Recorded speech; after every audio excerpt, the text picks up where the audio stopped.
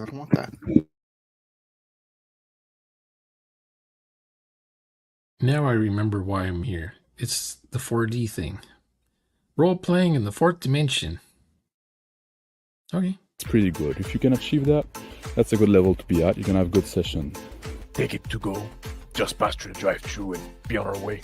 You need to have like a 4D table, a 4D GM, and a 4D session for that. You mentioned breakfast. Here, I wanted to get you some food fast. In a bag. That was acceptable speed. But now the player are also willing to be co-creator of the world and integrate, like manifest stuff that makes sense, right? By the light of the Asiago, we must make haste. You have to respect the setting, you have to respect the tone and stuff like that. Will you make sure our beef stays fresh and never frozen? Dave's signature combo? We will do what we can, son. The 4D way, you assume that you're on a beach and that it'd be normal for it to be driftwood there. Only the sweet things get frozen, son. So that'd be the 4D way, and I think it's much more direct, much more cinematic. It keeps the flow of the game going much faster. You can accomplish much more in a session. I have to end the session here. I can't play this game anymore. Sorry.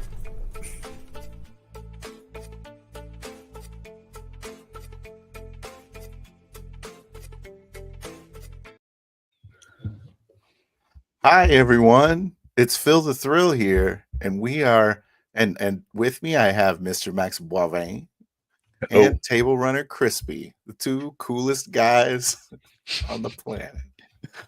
And this is the ultimate no prep challenge. Boom boom. How you guys doing today? Good. We do need an audio clip right there, like just Yeah, like the explosion in the video. Yes. Just Yeah.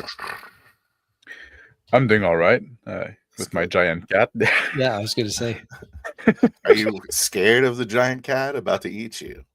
No, It's pretty going nice. with it. All right. Just embrace I hope that's it. the team with gang for tonight. Okay. Oh yes, there we go.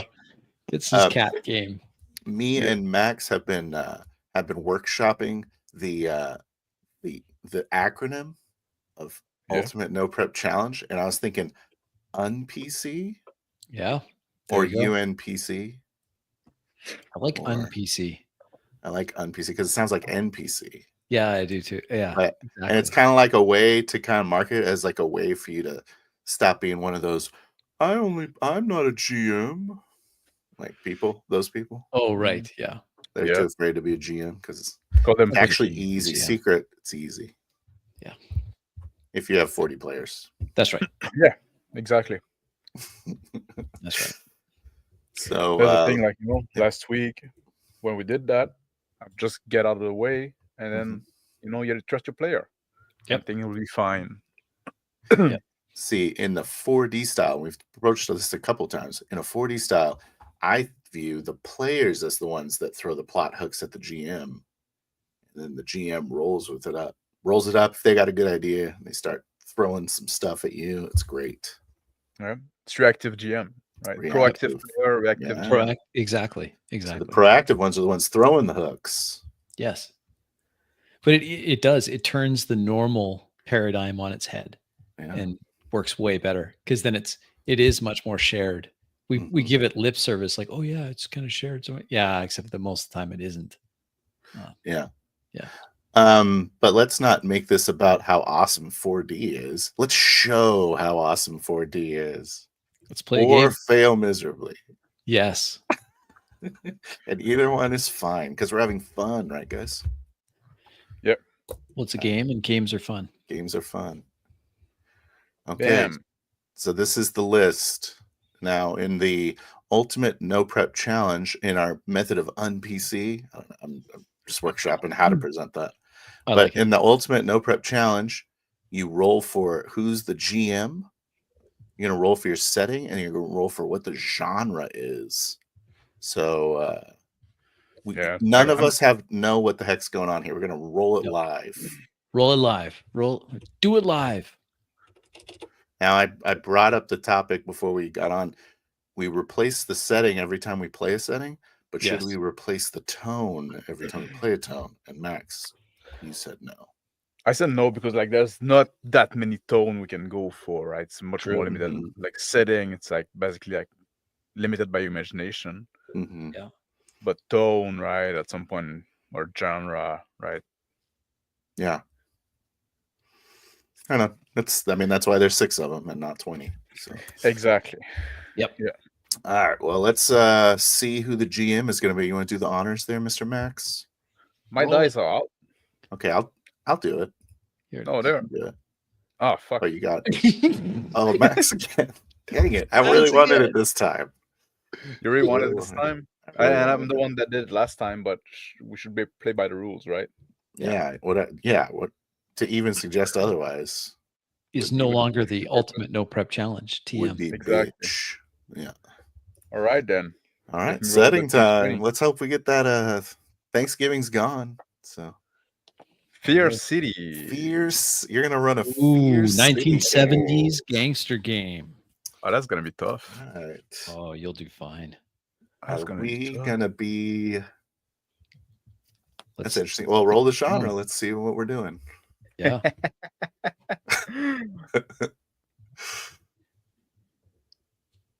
Horror again. Or again.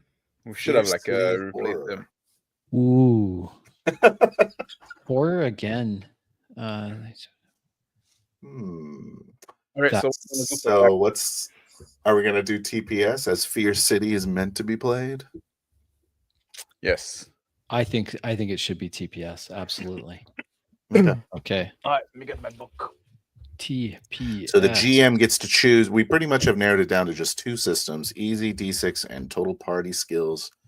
They're just so quick and easy to create characters with. I'll be willing to go with other system, like maybe LOTFP, which an OSR would Sure. be fine as well. Yep. Or system that have like a quick way to create a random character could be also interesting. So then Yes, we can just go random if we use like a traveler generator, character generator, that would work. Yeah. Yeah. And I do But have also the alternate traveler creation rules now, so could do something like that. There you go. All right, let me Are you psyched about this combination, Max? Horror. yeah, why Feels not? a little samey. Or 1970. Oh, it's been a while since we played Fierce Fear City, City. though. This is going to be so fun. Like it's a setting, like it's not the setting I'm most familiar with, so I might I might stray a bit. I might get something That's wrong, right? No, that's fine. I know it's fine. I know it's fine. It's fine. I know. And but would Crispy, what it the hell are have been we the thing playing? that I've chose? It wouldn't have been what I've chosen, right? Yeah. But that's the whole point of the thing, that we don't choose, and we have to roll with the blow, and it's challenging ourselves. And horror again, that's gonna be rough. In Fear That is It's City. probably the last tone I would have picked. It's horror Totally. again. But anyways, again. Crispy, you Yeah. and me, Yep. we're making characters. Let's make some Yep. characters. So Got it. concept-wise, what the heck are we doing in Fear City? We have to be scared of something. Why don't you and So- I be cops? Yeah. 1970s Cops. cops. Yeah. How Detective. about City. a couple of traffic cops? Yeah. Beat Yeah. cops? Just patrol cop. Patrol Yeah. cops, and like we have to, we show up when people need backup and stuff, but we're mostly out there glorified meter maids. Exactly. New York City, 1970s. We're just there, directing traffic. I dig that. Okay. Okay. Beat cops. Maybe one of us. Way is to make on it the easy page? for me, guys. Huh. Well, I mean, what? Why? You got to be scared.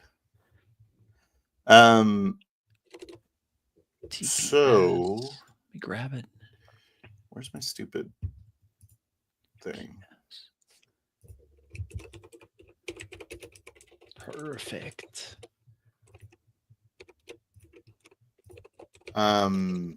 What kind of character are you gonna make? Because I'm gonna make something different.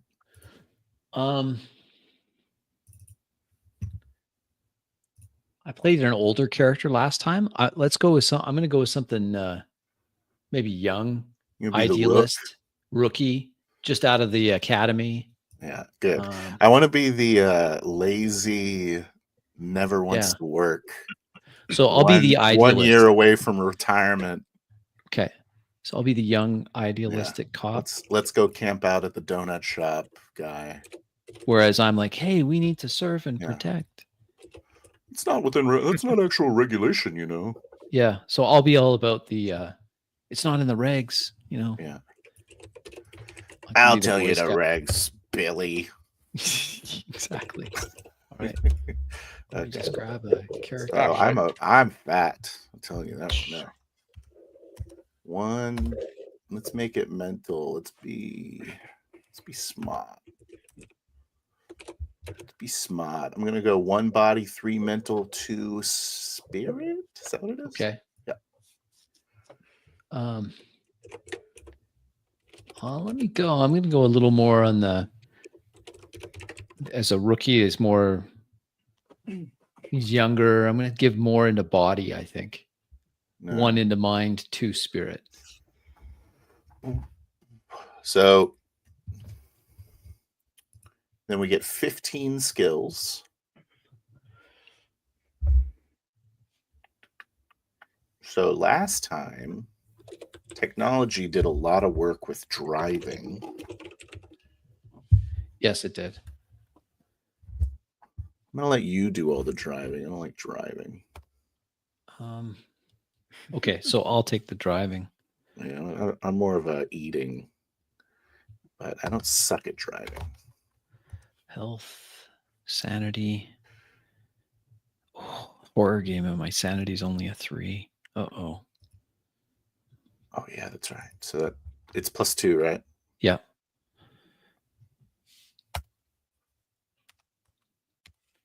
Yeah. I'm not like I've seen shit.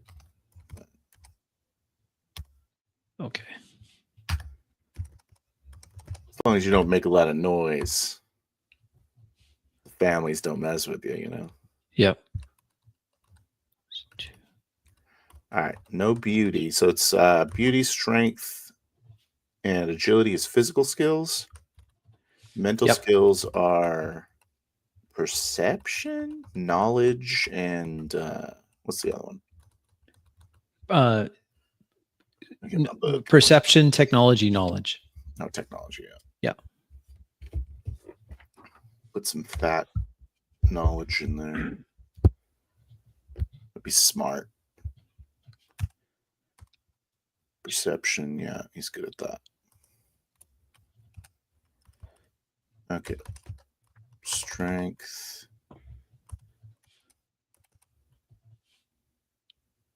3, 6.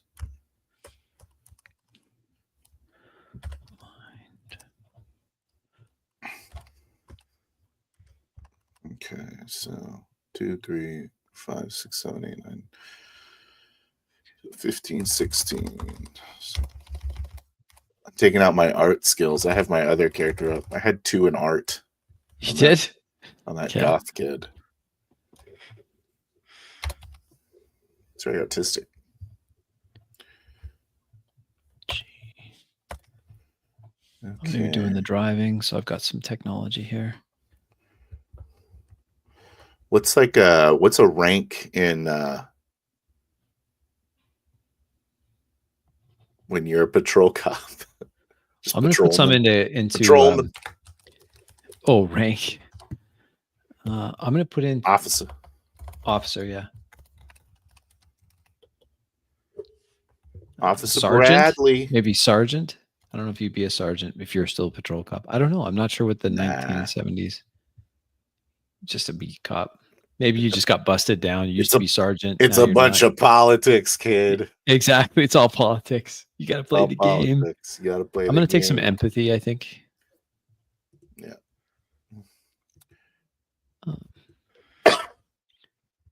Is empathy a thing? That's a spirit skill, huh? Yeah, I'm going to take some empathy, I think. It's empathy and what are the other ones? Let me just empathy, charisma, focus.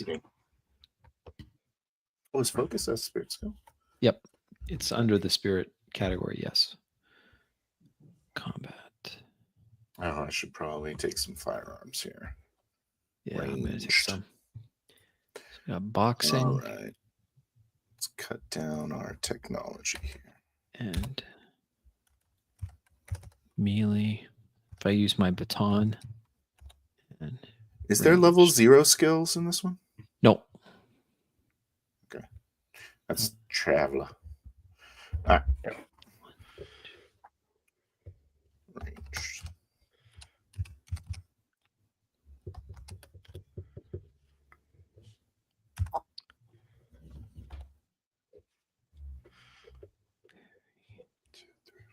I guess we'll have some equipment too. I got to look at that. For beat cops, we'll have vests. Parry. In the 70s? Oh, maybe not in the 70s. No, we wouldn't have it. Not in the 70s. No. 2, 4. You would have like a, I don't know, 38. We definitely have the what are those combats? Martial skills in this one because they are on the gangsters. 2.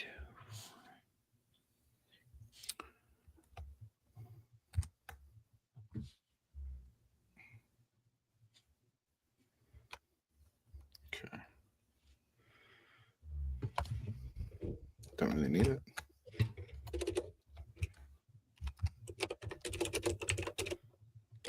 Okay, ready. All right, 6, 12, 15. Okay. I'm also ready. What's your name? You'll find out on here. Oh no, that's. I also like to change your nameplate. To be honest, because last time, Oh, okay. I don't know if you remember last time on the first interaction, I called you by your player name because I just went to look at the nameplate and it wasn't changed. Okay. So yeah, so I called back on the a mistake I did last time. I didn't have like your name in it and. Okay. Getting in now.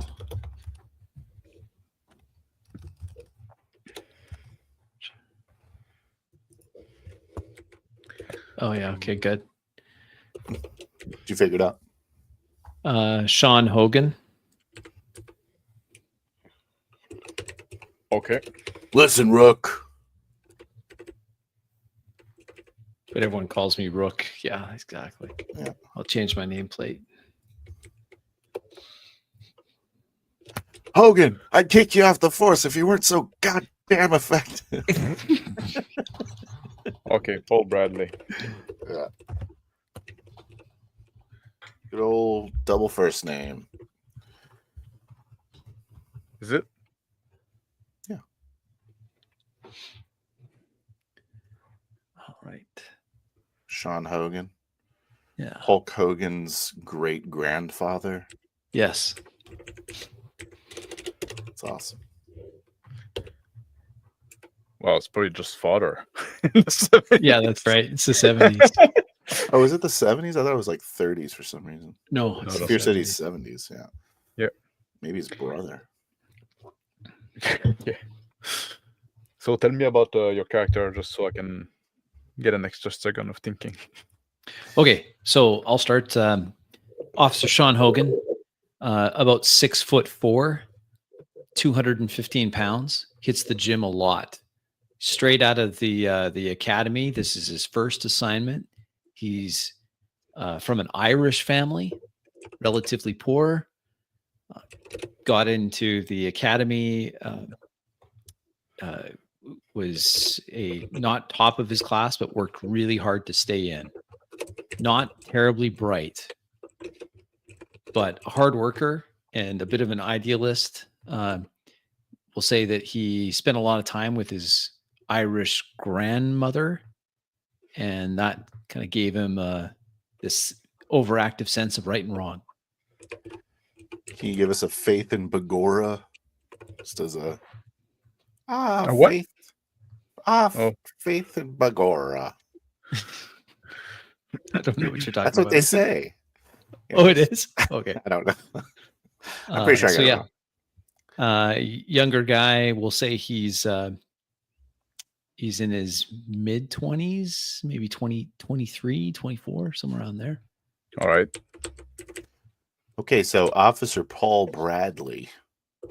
He's in his he's pushing 50. He's pushing it, trying to get that pension. Working on, just got his third ex-wife, a nice alcoholic problem. He probably would have made detective. He's got a pretty good eye for crime scenes. Probably would have made detective if he wasn't such a good for nothing slob. You know, he's taken a few bribes here and there that he's been made an example of, so he's just coasting to the end now. All right. Pretty good shot too. Should I play a bumper or some shit? Let me play a bumper and then we're going to Play game. your run. Yeah, go for it. All right. You do. Yep.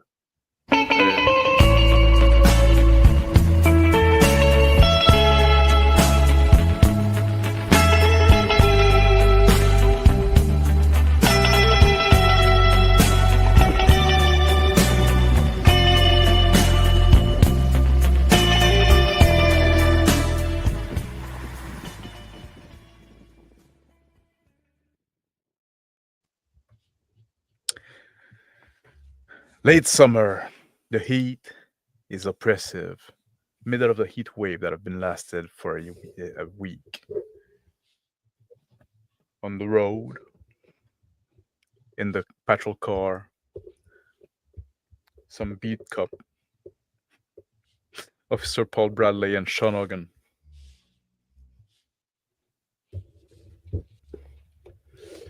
Got my top two buttons undone. A soiled looking yellow white undershirt. Underneath I got my hat propped up on top of my head, sweating. A fat officer, Paul Bradley. Ooh, it's a hot one today, huh, Rook? So Officer Bradley, how long are we going to wait here? I feel like we're just been sitting around. I look through the windscreen of the windshield of the patrol car across the street. Which guy is walking in front of a nightclub? Well, what are we looking for anyway? On the radio, Patrol 37. We have a complaint from a smell nearby you. Can you go look it up? I reach for the radio. I roll my eyes. And, oh. This is Patrol Car 37 responding. Yes, please send us the address where we can be on that right away. Thank you. Yeah, it's probably just like it's on the corner on 5th and 37, right? Just like it's probably just an old con that died, and with this heat, you know what it is. Roger that. Patrol Car 37 en route. I put the radio back onto its cradle. Move to turn on the car. As the car starts and we're moving, I say, never listen to these dispatch people. They never know what the hell's going on. Well, but as I drive the car into traffic, heading in the direction, I turn to Officer Bradley. I've got my hands on 10 and 2. But Officer Bradley, I mean, where else? What are we supposed to do then? If I can't listen to the dispatch, what should I be listening to? You take the call. I say, I roll the window down a crack, let some more of the air in. I say, you take the call. Just they like to say their conclusions like they're some kind of detective. It's just some broad on a mic. I reach over and grab one of the donuts in the center between us in the car. Take a bite out of a pink icing donut. In the late afternoon, the traffic is pretty jammed. People honking their horn, trying to cut in between one another, pedestrian, jaywalking. I scowl. Ugh, this is awful. At this rate, we should probably walk, but regs say we can't just leave the patrol car here. I ain't walking anywhere. Well, should we turn on the cherries, light them up? Go nuts, Rook. I flip the switch to activate the lights on the top of the patrol car. Beep the siren to get a few people to move out of the way. I lean out of the window and go, get the hell out of the road. Wave them out. Some people like the guy on the road, sticking his head of the car, saying like, "We're doing what we can over here. Relax there." You want me to bust you? The car start moving, making a way a bit, right, as best as they can. I slowly move the patrol car forward. People send you the finger as you go and cross them. I lean over across Officer Sean, just slam on the horn a few times. You taking advantage of the slight opening, I get the car going a little bit past this traffic jam. I reach for the radio to call in the problem. It's a car accident on 5th and Main. This is car 37 reporting a vehicle incident in the intersection of 5th and Main. We're on our way to investigate some. What you want us to do? I snatched the radio. That Hogan? What you want us to do? Car accident? They're gonna call a towing or something. I thought we were. I snatched the radio out of his hand. Disregard. Hang it up. Say, you're not gonna. Oh. What are you calling him for? I thought they told us in the academy if we saw something and I'm sorry, Officer Bradley. I'll tell you what. Why don't you tell me if you see something, and then we'll work from there. All right. I saw a car accident. It just looked like a fender bender. Nothing serious. You got a lot to learn about how this job really is. Just take a look at. Yeah, you're right. Just make sure you're watching me. Take another big bite out of that donut. I look over and I see the flakes of donut and the pink icing all over his open uniform. Sweat marking where the bottom of my man boobs are. The guys from the fender bender got out of the car. They're starting to yell at each other. I slow down, looking over, hit the horn again to get their attention. They both turn toward you and they go they do rude gesture to you. One of them is waving his hand and say, "Officer, can you believe this guy?" I say, "Will you get going? We're looking into a body, aren't we?" The grip on the steering wheel, steering wheel creaks as I flex my hands on the steering wheel, and then I relax. I yell out the window, "Call the cops!" The whole city stink in that heat, the garbage that have been lying around because the collection has been done properly. Everything is falling apart. Everybody's on the edge. Everybody's on the nerve. I drive the patrol car around the bend, past this fender bender, and towards the reported incident of a bad smell.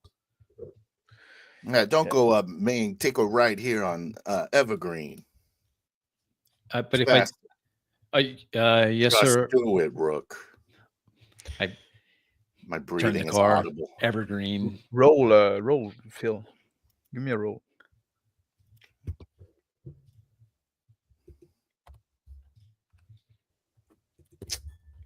Sorry.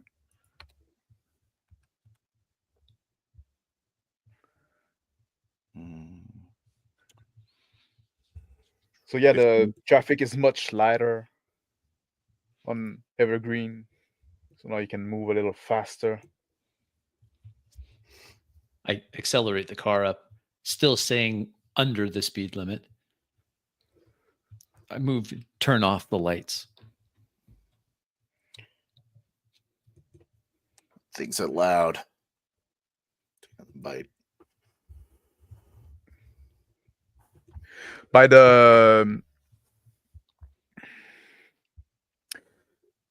arriving at the destination, an old lady is waving at you. Officer! Officer! Checking my shoulder, I turn on the indicator, pull off to the side of the road, park. Why don't you go take her statement? I open the door, creaks open. I'll go check the car. All right, I'll go see what's. I reach forward, grab my patrolman's hat from the dash, I fix it on, get it all on perfect. Step out of the patrol car, close the door. After stepping out of the patrol car, I dust all the donut crumbs off haphazardly, shut the door, and pull my pants up as I take a few steps towards the car, settling my hat down. Make sure my uniform is immaculate as I walk towards the lady. Yes, ma'am. I'm Officer Sean Hogan. This is Officer Paul Bradley. We understand you had a complaint. She's covering her face, her nose, and her mouth with a scarf. And there's already like the stench of like rotten flesh in the air. Say, officer, like it's we cannot live like that. It stink. That is, yes, ma'am. The garbage is really bad in this heat. This is just, is it worse now? I take out a small pad of paper and a pen, and with my massive hands. What's your name, ma'am? Glenda. Glenda Davis. Glenda Davis. You live here, ma'am? I've been living here for 20 years, son. Okay, ma'am. 20 years. I walk up to the car. I go, ooh, somebody been cooking a lasagna. Look around and look inside the windows of the car, pulling up my yellow t-shirt up to my nose, and looking around. Seem to be like the smell seem to be coming from one of those basement apartment. They always like rent those to like undesirable, right? Like it's always like the worst of the lot. Basement? Always like in the basement apartment, right? Okay, I'm cheaper, sorry. you see. So like those, they don't have to pay. Like, you know, all those people. I don't even know if they work. Like sometimes. Okay, Mrs. Davis. Mrs. Davis. I'm sorry. I'm still trying to get everything down here. I struggle to flipping pages of my small notebook as I feverishly try to write down every word that she says. Mrs. Davis, when did the smell, when did it start? It started like this morning. Like we started like smelling it this morning. Like it's been all this day. Morning? Okay. I had to call like 3 times before like they finally like decided to send somebody. They always tell me they're too busy. They have like too many orders. We're stretched in. They always have excuses. Like people, you try to make a living, but you never like. You're supposed to be here to serve and protest. Lady, take it easy. We're trying to help you out over here. I put my hand up and cross the street, stopping a car that's trying to drive through. I finish up my notes on my notepad, and I look down at the little lady. I try to empathize with her. Ma'am, we appreciate you getting in contact with us. It sounds like there might be something very unusual here. Maybe someone needs some medical assistance. I appreciate that. We're going to look into it, okay? And I try to empathize with her. Let's see, 10. Yeah, maybe. Yeah. I'm sorry if I've been a bit heated. Like just like you with the heat and the smell, right? Just like it's hard to. We cannot endure ourselves anymore, right? We cannot like. Everything is sticky. Now everything is smelly. I'm sorry, officer. Like I know we're just like everything is going wrong. You've done the right thing by contacting us, ma'am, and we're I straighten up my hat. My partner and I will go check it out. And I'd like to give you an update after we've got this information. How can I contact you? Which apartment are you in? I roll my eyes as listening to Officer Sean Hogan's questioning, I'm tracking the smell over to this basement apartment that she described, looking under at these low windows. I pull a little pocket flashlight out and I'm shining it in. It's dark curtain, like covering the window. And paper in some of them. I go. I walk over towards the front door. The window all shut, surprisingly enough, in the seat. The lady's telling you, Officer Sean, that I live in the apartment C on the second floor there. Like, so if you ever, if you Thank you, ma'am. Thank you, Glenda. We'll be in touch. I put my notepad into my front pocket and hurry down the stairs to this basement where I see Officer Bradley. So keep holding my hand under my nose. I have walked down to the basement level and look around and say, they covered up all the windows. Something's going on here.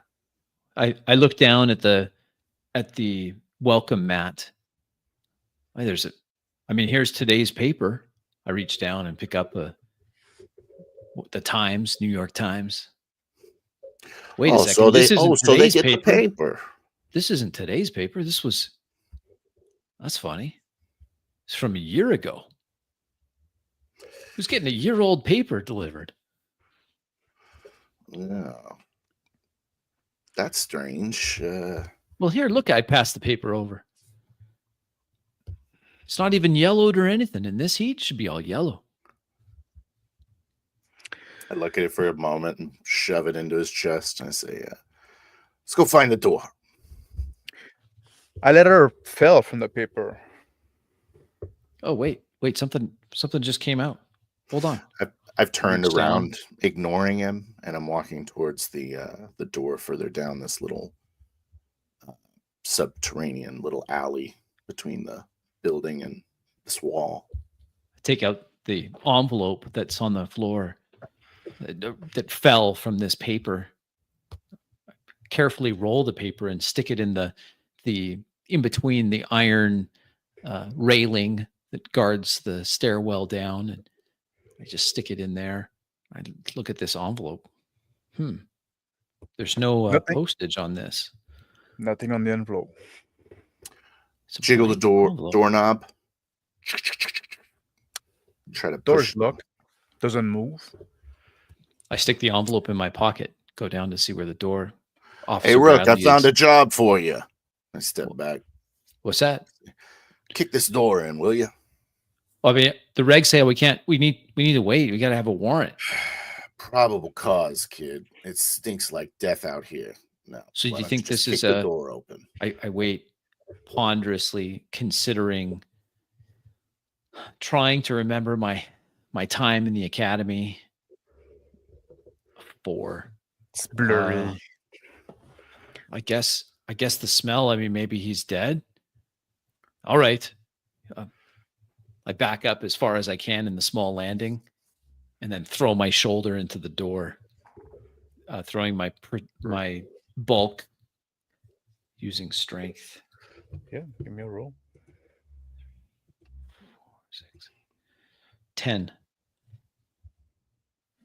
Success. The door bursts open.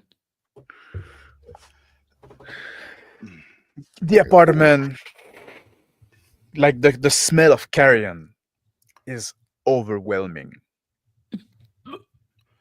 Jeez. The apartment is in a sorry state. There's trash lying everywhere, old paper, old newspaper, clothes thrown around here and there. It's a small apartment, very cheap, very poor. Flashlight clicks on. just peering in from the outside. Smells too much for me. I turn around, vomit outside. There's dust flying in the air that caught in the ray of your flashlight.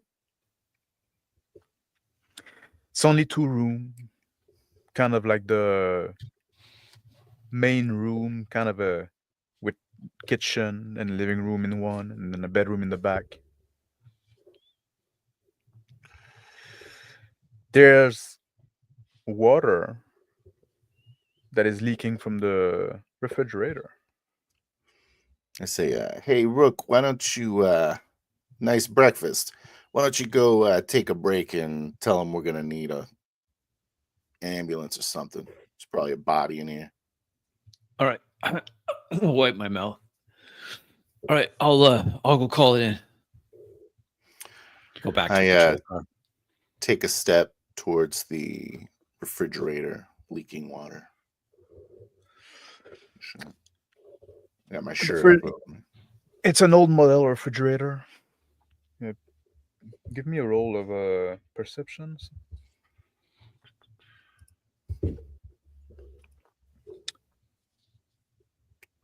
12. Refrigerator is not making any noise. I open it up real fast, shine the light in it. Make a sanity roll.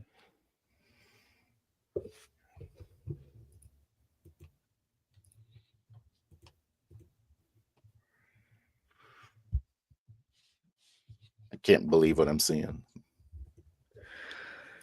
The refrigerator is full of meat. It hasn't been working in a few days, apparently. The smell is vomit-inducing. It's meat and organ all piled up, filled to the brim. Oh, They're starting to be like fly and maggots crawling onto it. Swarm of flies in my face. Just start swatting them away.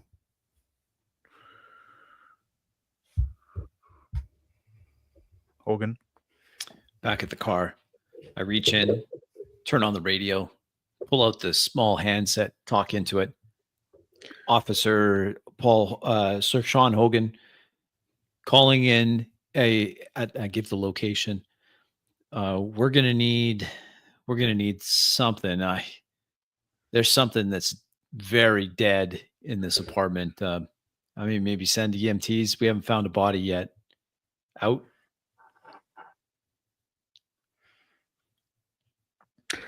Yes, we'll send as soon as we can. Like you said, there's nobody. Like we will be sending the MNT for. Like, well, I realize that I don't have enough information. I'll call back. I put the radio back on the holster and sheepishly return to the basement suite entrance. I'm bursting out of the room like, oh, like my full weight, like putting my full weight on my knees, like hunch over, and I feel like I'm about to throw up. That's just like dripping from my mouth. Like something in that fridge. In the fridge? Is there a body in the no, there couldn't be a body in the fridge. It's parts. Hey, dispatch is asking if we've got a body. What do you want me to tell him? I could throw up on top of Officer Hogan's. I try to move out of the way, get some of his vomit on my boots. That almost helped with the smell that is now like so nauseabound, right? Like the rotting flesh. Now at least like the smell of bile cover it a bit. I raise my hand. I have my eyes shut tight. I say, I couldn't make it out. There's definitely some. I saw like a liver, some other organs in the fridge, but it's all rotting. Oh man, just need a So, minute. so what? Just like, I hate to say it, but it's actually smells better up with the rotting garbage on the street level. I walk Glenda up, is yeah. Glenda is yelling like from the top of the stair, like, "Officer, you made like what's happening? The smell is worse now. yeah, there's Do something about it." we are, ma'am, we are. We're trying to at least. I cover up Starting my nose again and vomiting. put my arm against the door frame and venture forward and back in, going the other way, trying to stay away from the refrigerator. I flash my light at it occasionally, see if I can get a better glimpse. It's definitely like a pile of meat and organ. Rook, And- get in here! I take a breath in and then hold it as long as I can. Nothing moving is into the- packaged. It's just like thrown there on the shelf of the fridge, on the wire shelf of the fridge, in a pile. I move to turn on a light. There's no power. Oh, well, that explains the leaking fridge, I guess. I think I see the breaker box over there. Point to the other side of the room. I move over to the other side of the room looking for the breaker box. Cautiously, Oh. I'm cautiously approaching the fridge to try to identify the origin of this gross flesh. Give me a I, roll.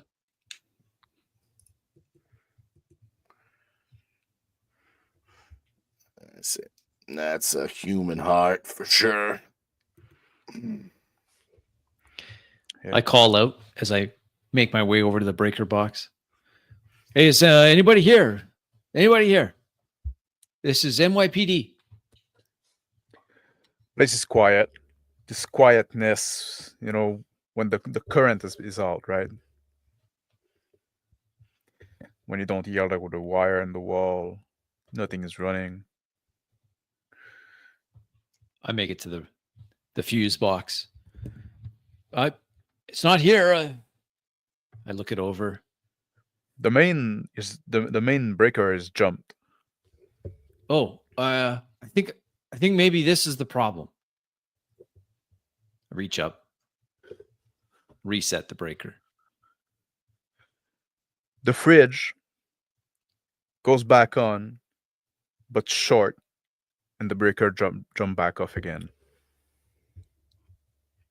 Flash of light in the fridge. Kind of disturbs me. I see a flash of two eyeballs sitting on the shelf inside the fridge. Oh, Jesus. There's also a pile of approaching. something that would look like extra thick baloney. Piled.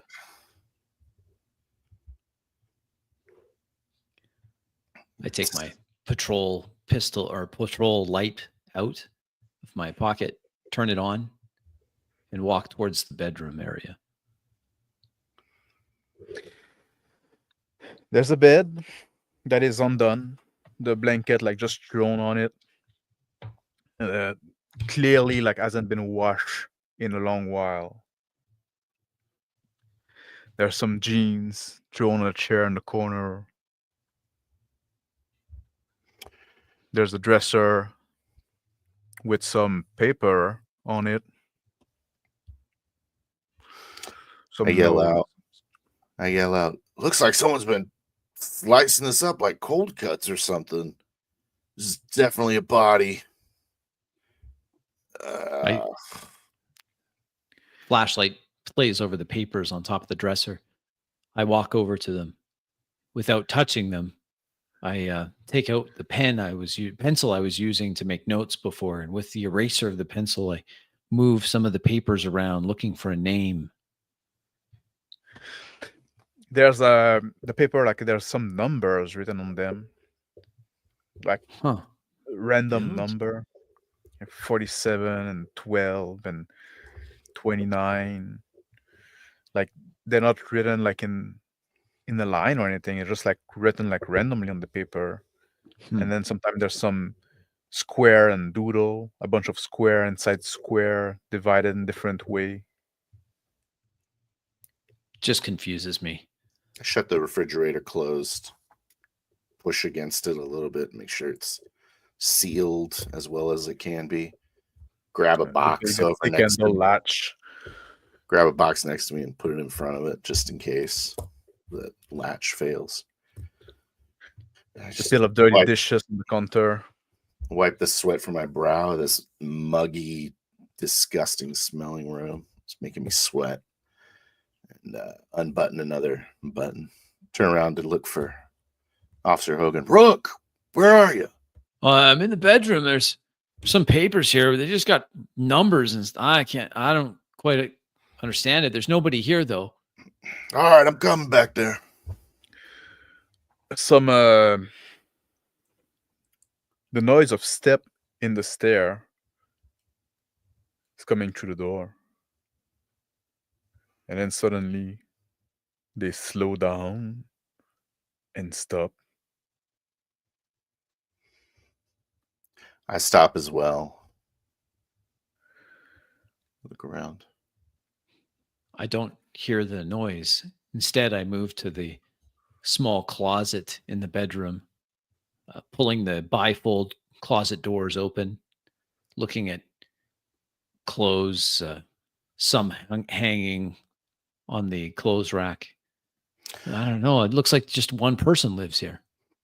I stay quiet, not responding to Officer Hogan's talk as I unholster my service weapon and try to determine if it's coming from the noise is coming from the outside stairs or interior stairs. Think you can hear the interior stair, a step creaking. And then I move over towards kind of a flimsy chair and kind of put me between the door and the chair. Put the chair between me and the door. Now the step like of somebody running, going away from up the stair. Rook, someone's running away. Go up the stairs. What? Shocked, I jump up and then take off at a sprint. The light still on in my hand, waving wildly as I take off running, sprinting. I yell after him, go up the stairs, I'll cover the outside. I lumber towards the outside door.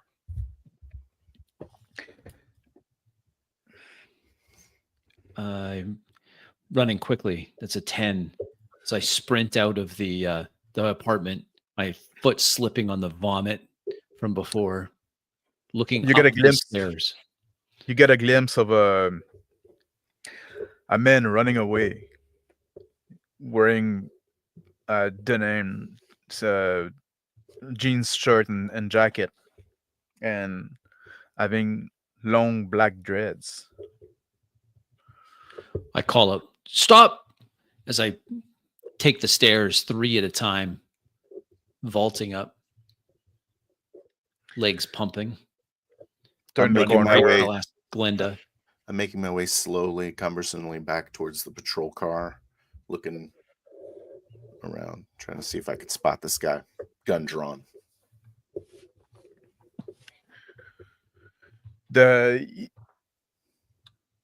As Hogan was following the guy, he sprint off and run to the alley. I yell behind my shoulder, he's heading into the alley, as I sprint after him as fast as I can. Same. Oh, no, 8, 9, 12. Rushing into the garbage, cluttered alley. The guy is fast, and you're slowly losing ground. There's like garbage thrown over all around in the alley. There, like people have been like just piling it up, waiting for the strike to end. As I make my way to the steps to go up to the street level, I feel like a tense pressure in my chest. I just go, not now. Start climbing up the stairs slowly towards the car. Unwilling to lose this opportunity, I continue to chase after the fleeing man until I reach the end of the alley. There's a chain link fence with barbed wire on the top, concertina wire on the top. I hit that, look up around. Where'd he go? Confused, I turn back and start walking. There's some doors around, like that are back, like emergency door and like fire exit ramp and stuff like that. Garbage look up thrown around. around. So sit down in the passenger's side car, take a deep breath. I reach over, grab the radio, say, this is 32. Suspect is on the move on foot. Officer Hogan in pursuit. I just hang it up and just take some deep breaths. Are you Bradley? You left your partner alone? He's a little faster than me. Bradley, if you cannot do the job anymore. I'm calling in for backup, ain't I? Hang it up again. I move to the closest back door in the alley. I look at it closely and then try the handle, turning it. Give me a perception roll. 6.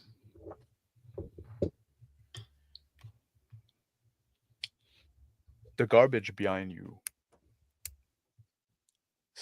like fly up in the air, and a big black guy jump off from the pile and ram you into the wall. Ooh.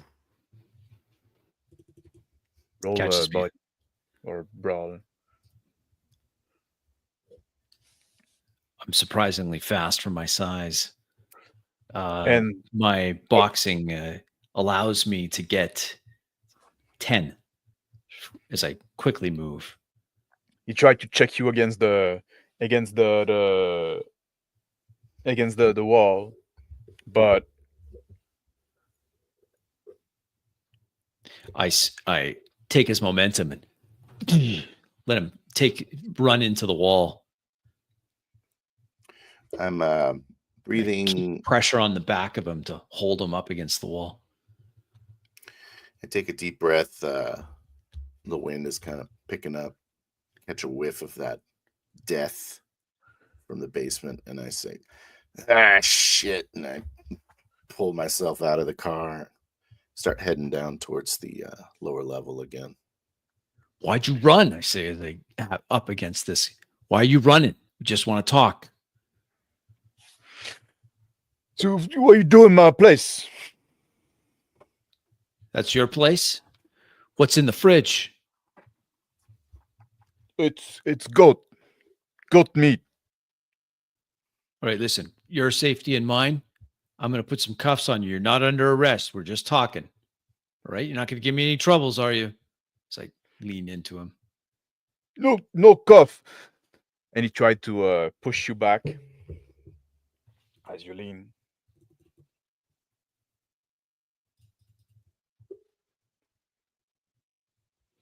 $13. He failed to move you. Although he's pretty big. It's going to be like that, is it? Say as I wrestle him around, take one of his arms and start putting it behind his back. Go. The pain hold. You got a go. pendant of a little character made out of string as a pendant around the neck. Bradley. Walking down that subterranean tight alley towards the back of the building, and breathing heavily, just rubbing my chest. It's relieved a little bit. Draw my weapon.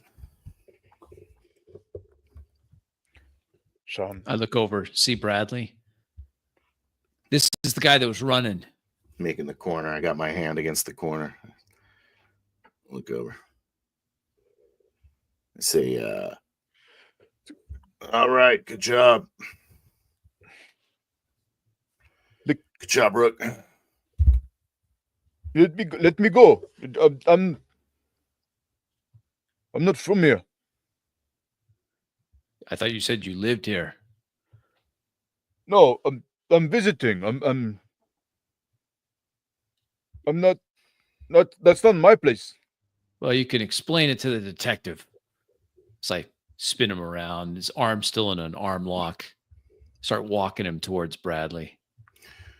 I cough up a big loogie, spit it to the side, and I say, so what are you doing? Some kind of voodoo shit or something?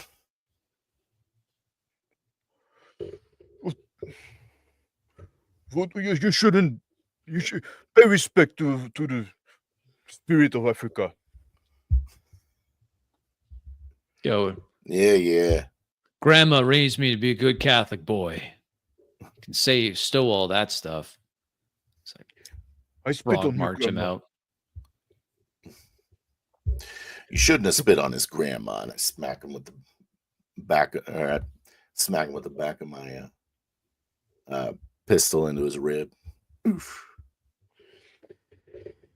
He's one of his leg flinch, and he fall on his knee, like the arm twisted, like by Hogan. Oh, watch your step there, buddy. Physically lift him back up. I got both arms now. So, hey, Officer Bradley, could you slap some cuffs on him? He's a bit of a fighter. You ain't got him cuffed yet, Rook? No, he's been fighting me. Yeah, push him against the wall. I turn him and push him up against the greasy bricks in the side of the alley. He's trying to wiggle free. Stop resisting, sir. It's like, I need 16 to get that. that's 10, 15 plus 2. 17. You almost get free, but I grab his arm, wiggling around, throw the cuff on him. start muttering like some word that you cannot make up. What's that, from the motherland? What are you saying? Grab his other arm. Doesn't reply to you. It's just like I read him his Miranda rights as we quoting. I try to grab his other arm and pull it closer. He's like, I said, hey, stop fighting.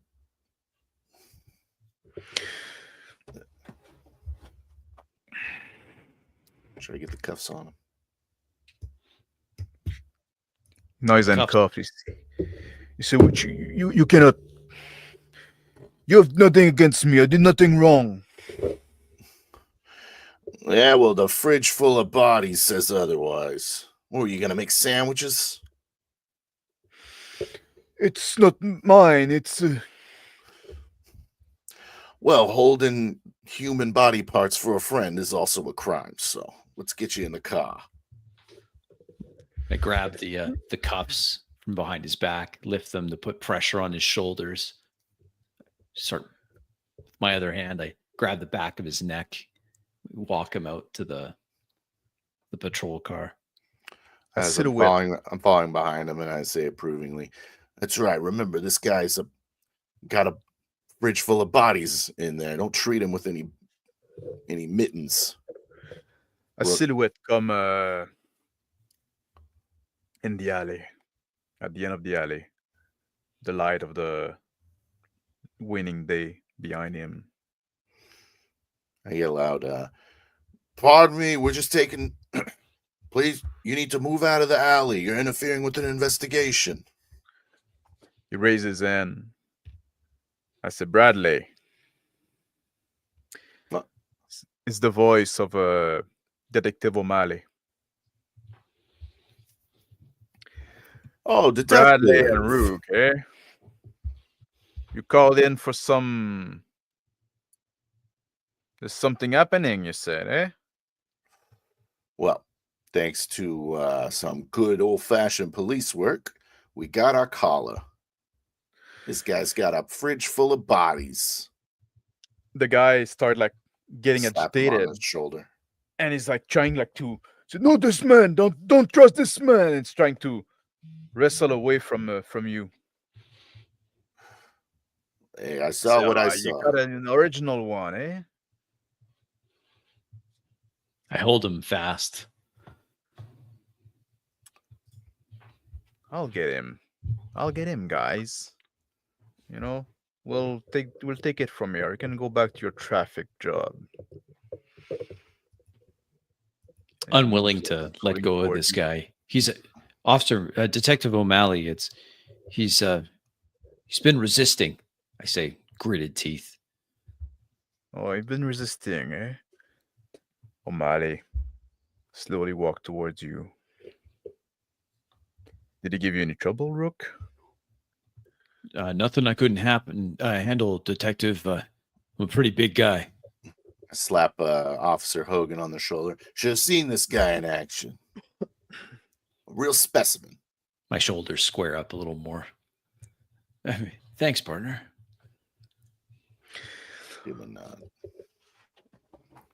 O'Malley lean over the perp, reaches in, touch a little string pendant. This is without looking at you, Hogan and Bradley says, "So what have you seen in there exactly, guys?" He's some voodoo shit or something. That's what the perp said. I tell you what, why don't you let Hogan bring this perp in for be good to show off as like a trophy, you know. It's his first collar. Found I remember all of a sudden the envelope in my front pocket. Taking one hand off the perp, I reached in and grabbed the envelope. He had a copy of the New York Times from like a year ago on his front porch, but this envelope fell out of it. I pass it over to the detective. Plus, there was in his room. He says it's his place. There's some papers and some weird doodles and some numbers, but I didn't look into the fridge. O'Malley quickly grabbed the envelope. The perp is sweating like a pig, like sweating heavily. Trying to Conscience caught up to you, huh, pal? Slap him on the back. He's raising his head like he's trying to push himself away from O'Malley. Stop. Again, grab him. And he just, like, on a low voice, turn his head a bit toward you as much as he can and say, "This man, don't let this man have me." O'Malley take with the envelope in the hand and said, "Did you look into this?" And he put it in No, his detective. jacket. Not yet. No, I did not. O'Malley, I think this guy's afraid of you. Did you put that cologne on again? Yeah, he probably just sends the law, right, coming for him. That's right. That's why he ran. That's right, detective. So, in the back of your cruiser or ours? Let the kid take him in. I'll let you take him in, I guess. There's no harm in that. Show him Lead the how way, it's done. bro. Show him how it's done, Rook. I'll look at it. Yes, I'll observe from the back. Lead the way. I start walking the perp or the suspect, making sure that I finish reading his Miranda rights. So I walk him to the back of our cruiser, out into the sunshine from the dark alley towards the cruiser. I let him take a few steps ahead, and I say, "So what? You know this guy, detective? Seems to know you." I think for those guys, we're all the same, right? Yeah, those Irish. Yeah. All those. They're all the same to us. I guess they're probably all the same to them. Nah, And he he, seems he didn't he, react he like that to me or Officer Hogan. I don't know. How did he react to you? Just said they didn't do anything wrong. The usual shit. It's never them. It's never them, eh? What if it wasn't them sometime, right? Who cares? It's just another scumbag off the street. Like, you think something else is going on? You see this pendant that he's wearing. Mm-hmm. You've seen those before? I thought I had, but I just asked him if it was his, some voodoo shit, and he said it was. So I don't know. I Oh, he said it was. don't know that I have. Maybe. Hogan. The perp's like it's walking in front of you, always trying to resist, like he's sweating. He's like, don't let the man. What man? What do you know? You know Detective O'Malley? How do you know Detective O'Malley? I get to the car and open the door as I lean my weight against this guy to pin him against the car. Open the back door. It's on my neck. I don't understand. I don't speak your language. Take the on my neck. Take the rope away. What rope? I look over at his neck and I see the small pendant. But your little pendant thing there? What's that all about? I guide him into the car. Watch your head as I get him into the car. Then I lean over. Is resisting, like he doesn't want to get in the car. No, not in the car. I easily manhandle him in to the car. Yeah. And you strong now man. now relax, I say as I lean in front of him. What were you saying?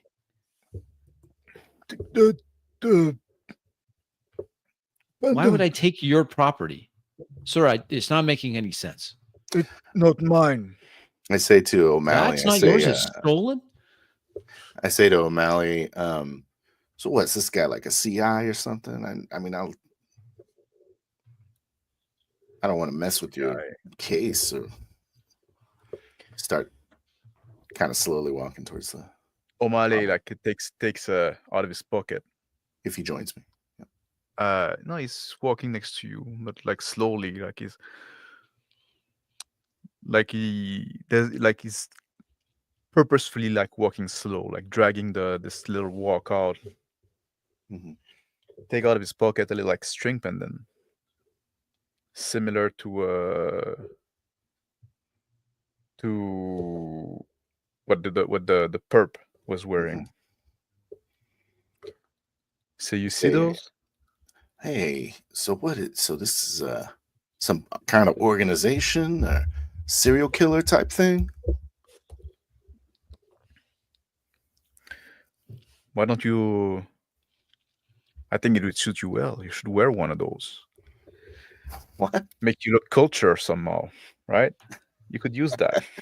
And he ended, like lean it over to you. I take it with my hand. I'm like, it's not really my kind of thing, Yeah, try it on. You saw like he takes out like a little like a camera from his pocket. I said, "Come on, take it on for like we'll make a funny picture. We should take it on and we'll take a picture with you and the perp next to each other." I look at it. This kind of get this foreboding like sensation in my gut. I say, nah, I don't think I should. Are you scared of voodoo? Yeah, I'm a good Christian boy, just like Officer Hogan there. All right, then Give it back. And then he extends his hand toward you. I give it back to him.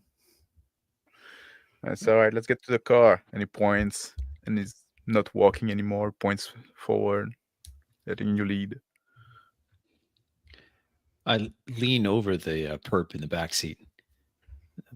What's wrong with it? This isn't yours. Whose is it?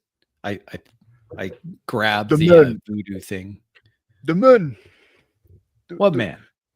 The man in the back in alley.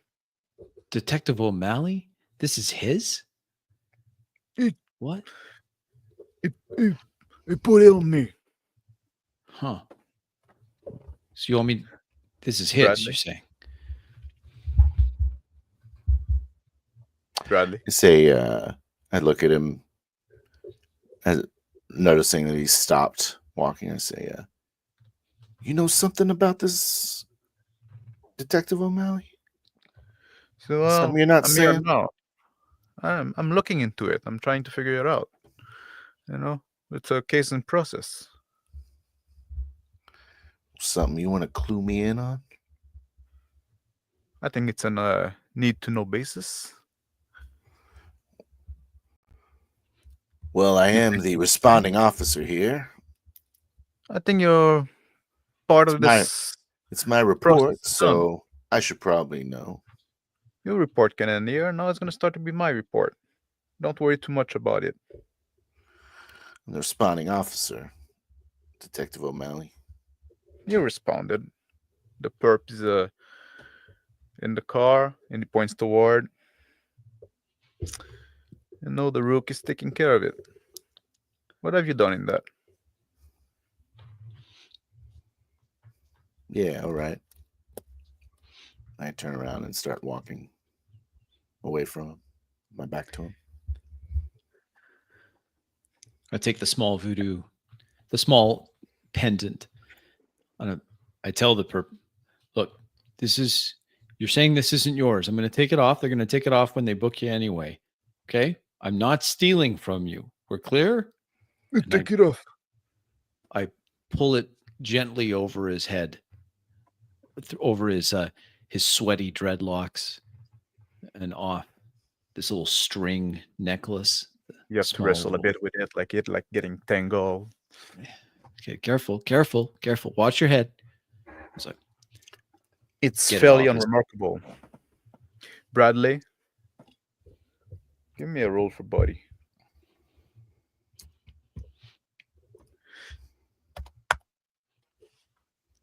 O'Malley. Oh, O'Malley is grabbing you, jumping over you with one hand, holding you, and then he start like wrestling the string on top of your head, like your hat's falling down, and he put like the little string around your neck. I yell out, rock, rock. And then he let you go. I stumble forward, catching myself on the wall. I hear Bradley. Paul Bradley yell out. My head snaps up.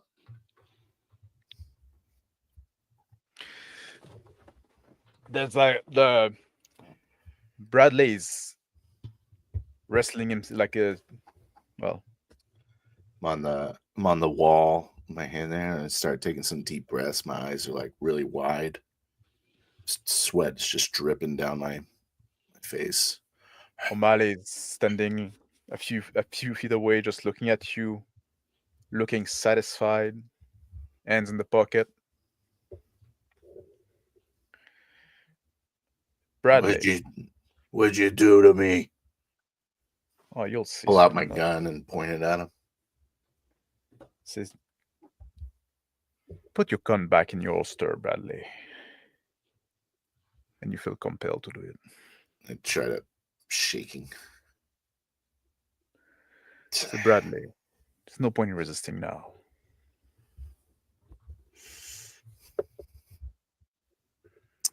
I look at him and then I go down to one knee. My chest is aching again. Ugh. Don't die on me now, Hogan. close the door, the perp in it. Take one last look at him now that I've taken this necklace off him. His head slumped over. Thank you, officer. And now he's starting to relax a bit. I walk over. I heard something from the alley where I'm expecting Officer Bradley. I move back over there and I see Officer Bradley on a knee. Paul, are you okay?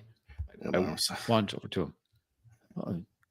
Quickly, with my free hand that doesn't have this string fetish, I help him to his feet. Do we need an ambulance? O'Malley, an arm around him, around Hogan's shoulders. O'Malley look at your hand with the string in it and says, "So, Rook, you got one of those string yourself too? You want to try it on?" Look, no. Bradley here. Bradley put over. one in. Right? We're thinking about taking a nice picture, isn't it, Bradley? Nice picture. It's gonna be a funny one for the station, right? Yeah, it's a real nice picture. You should try it on. Well, I was just going to tell you, Detective, the perp said that this was yours. I hand O'Malley the string. Doesn't make any sense. And then I look again, puzzled at the string hanging off Officer Bradley's neck. That doesn't seem like you. I look him in the eyes and wrap my arms around him and try to bear hug him. Whoa. Try to hold him. Like, are you okay? At first, I'm a little... Easily take your weight. Just laying my full 350 pounds on this dude. O'Malley, using this distraction, draw his gun out, pointing his gun at you, Hogan. At first, I don't notice. I'm too busy holding up the girth of Officer Bradley. So many donuts. I told you. My both hands occupied. I turn and see the barrel pointed at my head. Detective, what? Put the pendant on, Rook. It's gonna be a fun picture. I slip down to one knee. My chest finally starting to give out. And why is it so the important to put on slipperiness of my sweat? Go down to one knee. I carefully let go of Officer Bradley on the ground and straighten up. O'Malley look at Bradley and say, "You fucking useless piece of shit." Hey, that's my partner. With Detective, you're breaking all sorts of regs drawing on us. We haven't done anything wrong. Oh, I know, kid. I know, Rook. Bradley is my partner now. But I think you'd do a better job. I don't like the idea of having a partner that's going to draw his piece on me. My hand drops to my service revolver. Don't do anything stupid. I look over at Bradley, wheezing on one knee. I collapse down to laying face down on the pavement, breathing heavily. I stand over Bradley's prone body, putting myself between him and the detective. Internal Affairs is going to have a field day on this, Detective. Are they now? Well, yeah. There's all sorts of rules you've broken here. Why do you worry so much about the rules?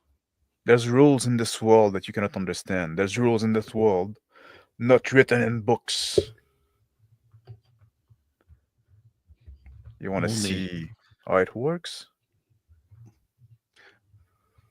I let out one last whimper of defiance, and I say, "Get out of here, Rook!"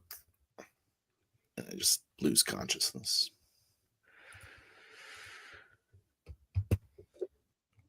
Rook, put the pendant on. I hesitate, looking down at my partner. He needs medical attention. I put on your stupid pendant. Will you give him medical attention? Oh, sure. Sure, we will. I reach out for the pendant.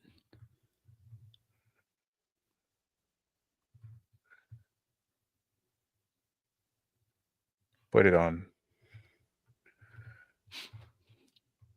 As he extends his hand with the pendant, I make a quick move, lunge forward, trying to body tackle him. Oops.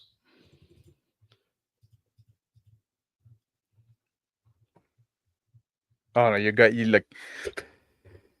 you lunge forward. You don't tackle him at the ground, but you push his gun offline, and he dropped the pistol on the ground.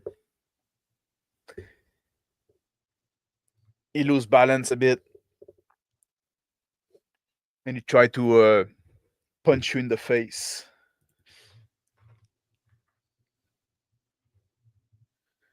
with an 8. Success. I take the blow on my chin, but I've done a lot of boxing. I return the favor, throwing an elbow hard into his jaw. 12. The blow hit him on the face, fall on his knee, and now he's scurry around to grab at the gun. Seeing him scurry for the gun, I lunge at him, trying to take his back.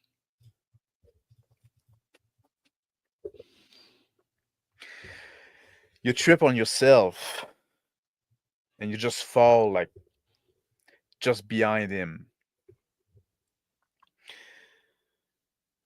You grab at the gun. He's turning around on his ass, and he shoot at you.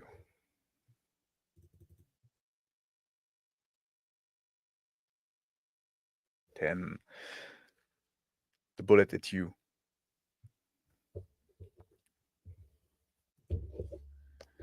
And you feel the burning sensation. And slowly things go dark. Sweet. There you go. So now I can finish alone. Well, that was it. That was it. How'd you feel about it, Max? Very difficult. Yeah. Because of the setting. I didn't want to introduce too much fantastical element because like Fear City is supposed to be more like a grounded setting and stuff like that. Yeah, it's supposed to be mundane world, right? And my first thought was thinking like, maybe I'm gonna go like serial killer. Maybe it's gonna be like the horror is gonna be more into like body horror, slasher stuff. But then you say like, oh, we want to be beat cop. I said, well, if you'd been like fucking detective, where you have, you're fucking beat cop, you're gonna find something weird, you're gonna call a detective, and then your job is done, right? Yeah. That's why like I was kind of upset. He said, oh, we want to do like beat cop. I said, well, fuck now, right? Just I felt like I don't know. We were there. It could have been a serial killer. Yeah, could have been. With the numbers on the dresser and the. That's what I was going for at first, also, and then like, and then at some point I say, okay, now you're in the apartment, and I had this whole thing. Like I had like an idea of like, okay, he's gonna come back after he's been away for a few days, probably like been away for some reason, right? Hit by a car, spent a few days in the hospital, coming back home after a few days, power shut off, and then this whole thing, right? That's what I was going with. Yeah. I don't know what I would have done if I was you. It seems really seems like a hard one. Yeah. Sure. But but also like the thing, like, so I was thinking like, oh, okay, it's gonna be a serial killer, and then I'm gonna try to drag them out, but then like you didn't follow, and then I wanted to have this chase, but I kept fucking rolling like shit, and then like this fight in the alley and like I couldn't do anything, and like, you know, because I still roll, right? I'm still trying to do the whole thing, and Still trying to use rules like a. I'm starting to use rules, right? Yeah. I cannot just like say like whatever. Oh yeah, he's beating your ass. No, because then it'd be pointless, right? So I'm rolling, and I fucking rolled like crap over and over again. So yeah, like, well, I cannot do anything against Hogan. Just make Hogan run into a hall of mirrors. Yes, exactly. Yeah. Or I don't know what I would have done if I was you. I don't know how to make it horror. I guess capture us somehow. Well, that's what I was hoping to do. Turn it into Saw. I was hoping to capture Hogan then, right? I just couldn't do it, right? What do you do that? What do you do then, right? Well, should I just like say, oh no, you're captured now, right? And take away your agency and take away like the dice roll and the randomness? No, I have to live by the rule as well. Yep. Yeah. So then I said, well, okay, then know. it's gonna be a puppet, and it's gonna be like controlled by somebody else from the force, So right? magic then. So yeah, it kind of turned into you taking away my agency, though. You really? Put the necklace on his ass. We discussed about that, right? Because it's not me taking away your agency. It was O'Malley taking Bradley's agency, right? It's true. And you had a chance to resist and react, and you didn't get it. I didn't. So, I rolled a 2. You rolled a 2. That was it. Rolled 1. And I think I did like give you enough chance. Like I telegraphed enough that something was weird, right? Sure. You know, so yeah, I was just enjoying the scene, like chewing on the scene. Yeah. Because instantly I'm like, oh, this is a horror game, and this guy is the bad guy. But I'm in a horror story, so I have to be oblivious to everything. You know what I mean? Yeah, well, also like somebody you know and stuff like that, right? So yeah. I don't know, it could have gone like different way, but I don't know. I liked it. Bit of short game as well. You liked it? I enjoyed it. Yeah, I liked it a lot. It's rough. Hopefully next time, like that, I'm roll to GM. I won't fucking roll horror again. No more horror. Well, should we look at the scene? We get to take off Fear City. Take off Fear City. Yep, Fear City goes. And potentially take off horror. Maybe we could let the GM pick one to remove, but they have to have the replacement. You know what I mean? Yeah, I wouldn't know like no, because I don't want to take horror. I don't want to take horror out because I want you to run horror. You know, that's also the thing, right? You know what? Yeah, Spike can be a motivating factor too. Take out Fear City. You don't have to take out Fear City either if you don't want to, I guess. No, I'm gonna take it. I'm gonna replace it with something else. But you're not allowed to take Max out. You have to leave Max in. Yeah. What do I want to put instead? Let me look at the list again. Oh, I did some mistake too. I did a UER again, I think, at some point, right? Let's do the chat while you're looking. While you're thinking. Boogie dancing traffic cops get all the chicks. That's true. Is that true? Oh, I wouldn't. There you go. I learned something tonight. Are boogie dancing traffic cops strippers? Oh, is that what it is? Is that what we're talking about? Yeah. I don't know. Good evening. Thanks for the stream. Thank you, Mosaic. Yeah, thanks for coming by. He was pleased at a point. Yeah, I think that was pretty early, so I guess it wasn't the Black Dahlia. I don't think that's the name I recognize. Hello and hello, or yeah, well, thank you. I'm glad if you enjoy it. Yeah. And you know, that's the point too, right? I don't think that was a great session, but it's the one shot, right? I think it was better than you think it was. I thought it was good. Oh yeah. Yeah, I did. Like I'm kind of a sucker for these 1970s games, though. I like it. Yeah, I enjoyed playing my character a lot. So I thought you did a great job, Max. Like it's really hard to do this on the fly. It is. I thought your the whole thing with the smell, I thought that was great. Mhm. And then just highlighting, I thought you did great with the NPCs. I really thought Glenda the was old lady was fantastic. great.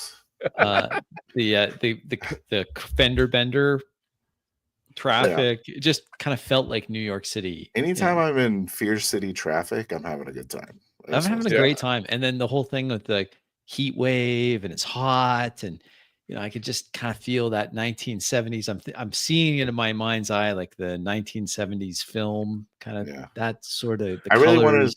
I think that was the main reason I want to be a beat cop, because I want to be in a 70s beat cop outfit. Yeah, the 1970s car and the big old red flashing lights on top, and it was great. And the whole thing with Glenda was great, really good NPC.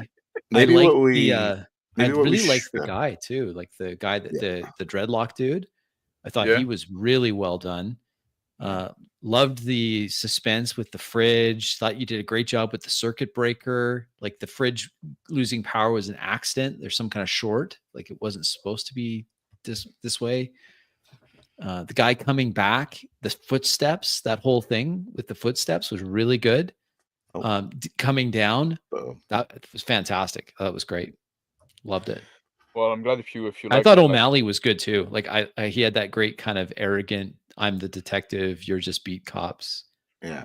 His thing, his disgust with Phil's character was great. Like he's just disgust with Bradley. Like you're just useless. I'm just like dying in the road. Maybe something we should have done was one of us was a beat cop and the other one was a detective, and then we could have. You could have been like my backup. It's like, I didn't sign up for this. And I'll be like, you're with me now. That would have been a bit easier, right? And it's like, because like when you do 2-beat cop, right? I had like to think about something like, it's like even thinking about a premise, right? Oh, why? Like that's why I came with this complaint about the smell. It's probably like a dead, like an old woman dying in the wee Ray, right?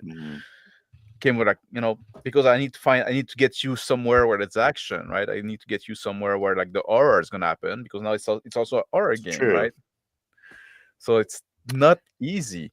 Yeah, so we're not really proactive with inciting incident, right? Yeah. When you're low level cop, right? You just go where you're told, right? Basically. Yeah. And then you do have all those procedure, and you do have and like Crispy's character is very by the book, the rookie and stuff like that. So it's gonna be hard to push him. He's not a maverick trying to do his own thing, his own path. And Phil's character is very lazy. Yeah. So it's not gonna be very proactive. Like at some point. I'm sorry, Max. Jesus. I like the dynamic. I did. I thought it was great. I liked our characters and our dynamic, but I like the dynamic. I'm doing too much on the radio. The seasons guys like that was shut funny. up. I really like that.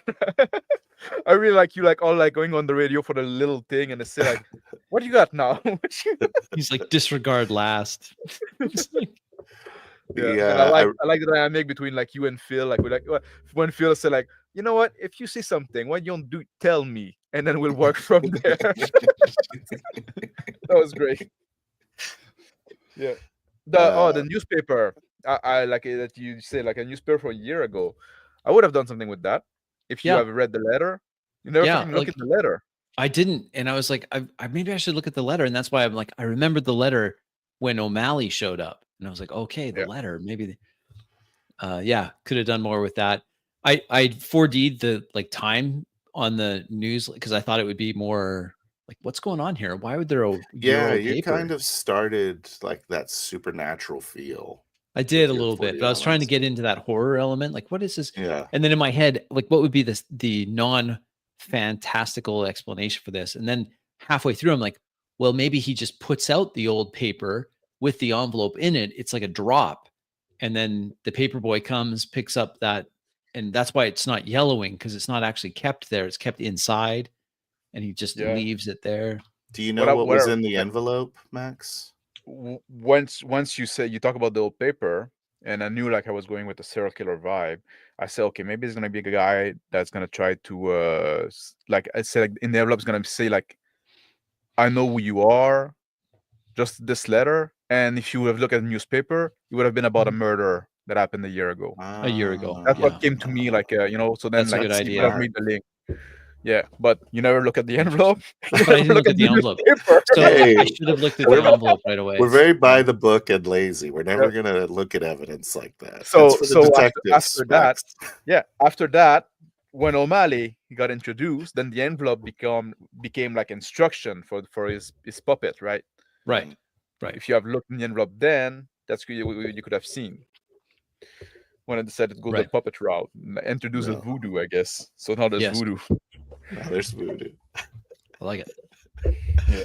It's Okay. the conundrum we talk about a couple times where like it's hard to be a proactive hero, you know. Mm. Like you Yeah. have to be very responsive to bad shit happening around you. Yeah. Unless versus being something is very proactive. obvious, like, you know, like, oh, you're like the Right. building's on fire and there's an old lady crying. Oh, now it's time to be a hero, right? Just like Yeah, but that's pretty but much that's yeah, it's the not same proactive, it's thing. Yeah. reactive. Yeah, Yeah. exactly. You're right. Yeah. Yeah. But yeah, if you start to go like in a at least, and that's what we're talking about, like in an organized society, because like, well, oh, there's this serial killer, like, oh, you're just gonna be like a vigilante. That would be like being a proactive hero, but then you're being a vigilante, which is usually frowned upon. Should we have been gangsters with like a superstition about something? I don't know. It would have been a better start. Mm. I don't know. Maybe not. Depend on the character you done, right? Just like gangster Obviously, have more. it was an opportunity to play Tino again. I should have taken. Gangster have more freedom of action in a sense, right? Because they don't have, you know, they don't have procedure from necessarily not the same level. So a proactive way for us to have approached that game would have been we just say we're on our way to a call. Yeah. Like just start the premise. Is that what you would have you have preferred that or not? What do you think? Well, if you said you're on a way to a call, because I didn't mind at the point, and I did give very, very little introduction, right, before like giving you the because I wanted to say where you're going with that. And if you had said like we're on our way to a call, that would have been the call, right? Like you know. And did you say we were sitting still, or did I just decide we were? No, you decided you were. Okay. Yeah. Sitting in the car. It was a tough combo. I think you did a good job, for sure. I did too. That was great. At one point, I was like, I feel like we're almost done, and it hasn't been horror yet.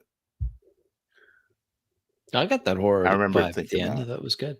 Yeah. But then, like, there's body parts and all kinds of shit. It wasn't like the most horrific shit ever, right? It was like, but you know, I was trying to. I wanted to be somewhat mundane, like, you know. I tried to hold up to, like, I wanted to do like the mundane horror, right? Something like that is horrific, like just like somebody deranged, stuff like that. So if you catch Sean, then you just start like cutting him up, or you like give him the anesthesia shot. He like wakes up. If I catch who? If you catch him in a trap or something, what's the? Oh, I don't. I do not envy the combination you had.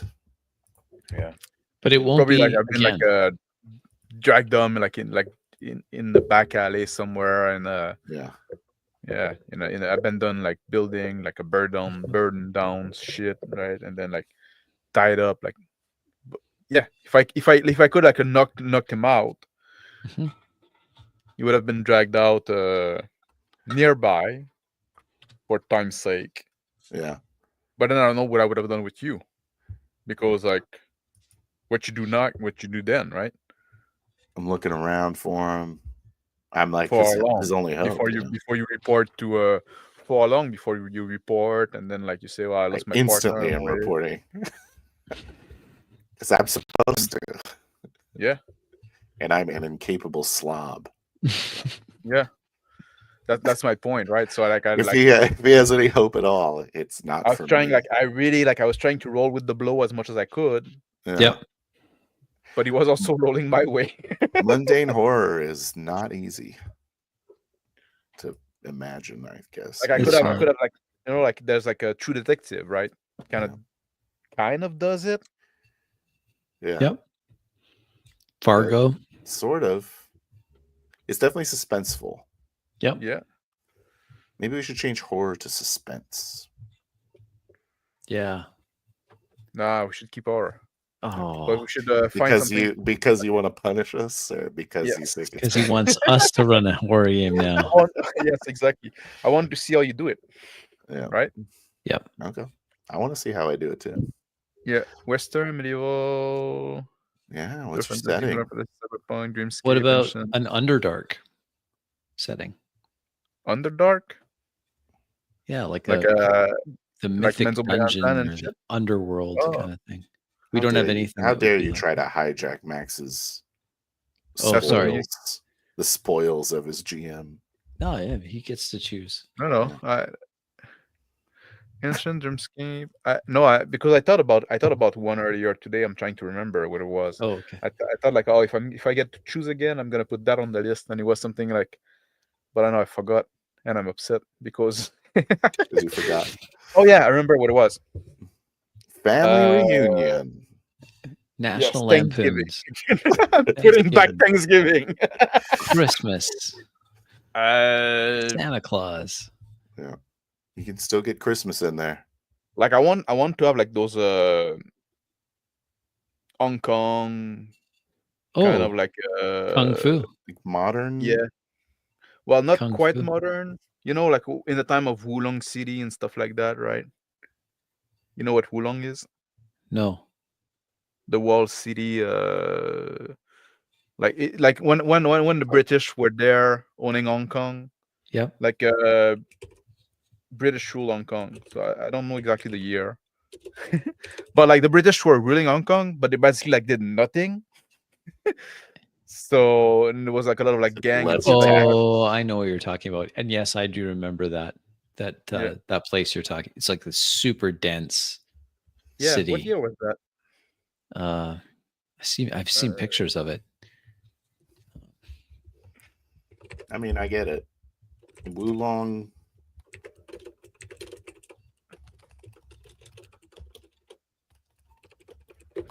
Yeah, Wulong used to be a British fort, but fuck, I cannot type. Kowloon. What's that? Is it Kowloon? Maybe it's Kowloon. I think it's Kowloon. Oh, what's Wulong? Oh, Wulong is something else. Never mind. Kowloon, I think.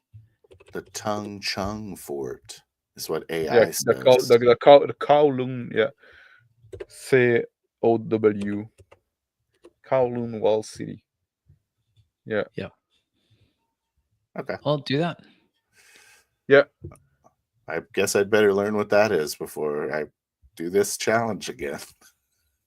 Oh, wushu. Yeah, we could do a wushu. Yeah. Yeah. How about Gonzo? That's what I'm saying. That was one of I'm saying. It's it was like in the 40s, right? There you go. It's like, you don't have to be like super like detailed about it, but it's gonna be like a 40s Hong Kong. Yep. / Kowloon.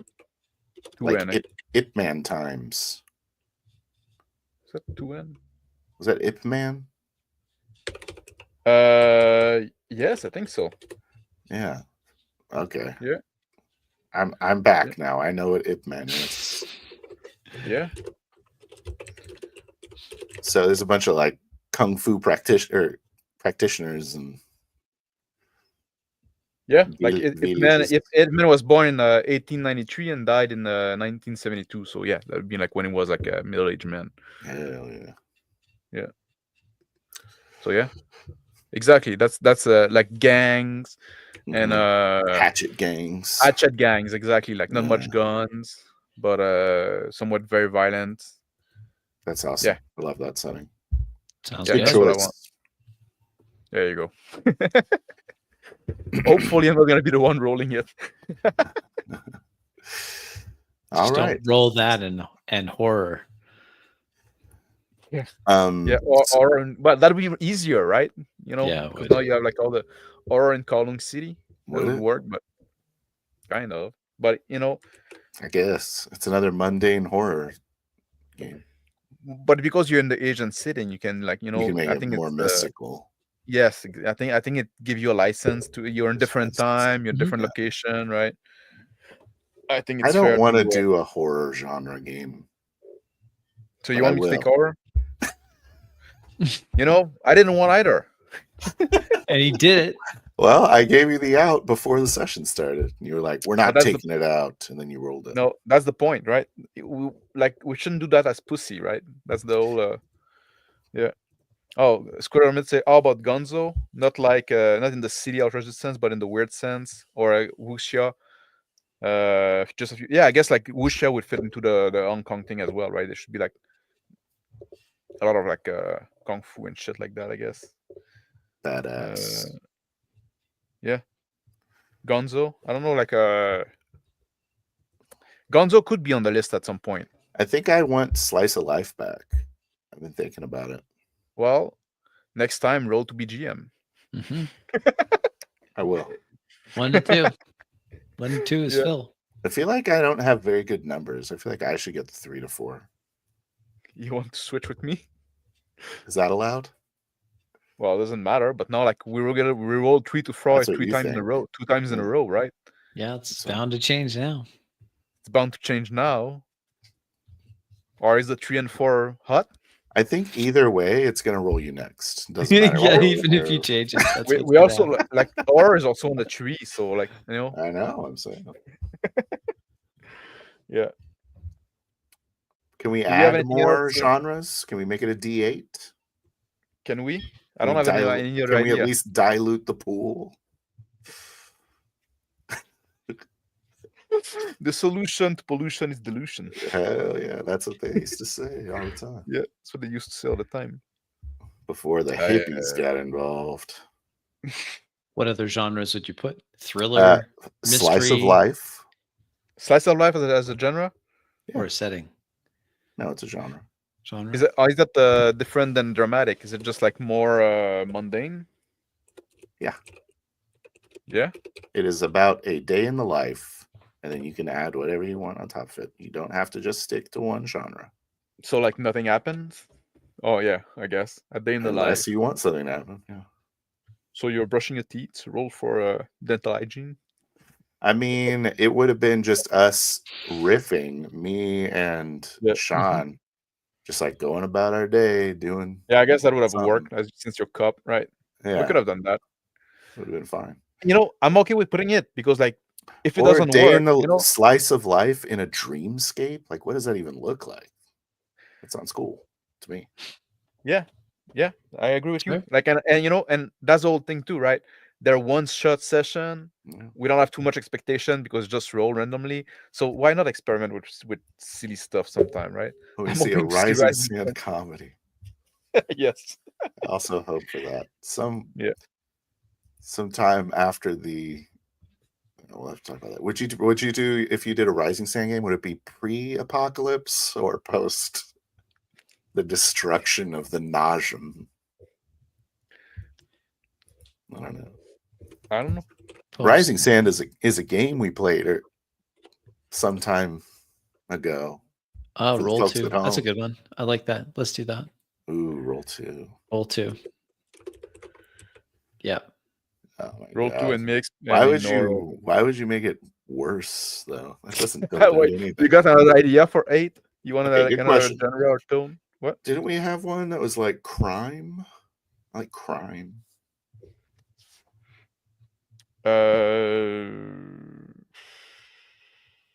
Kind of forces the proactive, right? Does it work also with all the settings? Heist. That was one that we had when we couldn't think of an 8th one. It was Heist. Yeah. Is it good? What do you think, Crispy? We could do something a little opposite of grim and depressing. What about we did something that was just That's Slice of pure Life. lighthearted? I guess Slice that's of Life is the opposite. But what is the one that doesn't have an opposite? like a I guess Slice of cheerful Life and or like action pack. lighthearted. Or you do That's like interesting. thriller, so it's like action and What is twist. a cheerful game? be like Everything. So only positive stuff happens. playful. Oh, This is the coward's way out, Squirrel Hermit. Oh, player's choice, yeah. It's the coward's way out. Yeah, you Imagine should. if you had a cheerful Thanksgiving game. You're not supposed to make it like better. Ooh, you're supposed to make it survival. worse. Survival. Oh, We have survival. survival in setting, but we could change that. Will we? Yeah. I think Oh, yeah, survival you're is right, more of a 19. genre.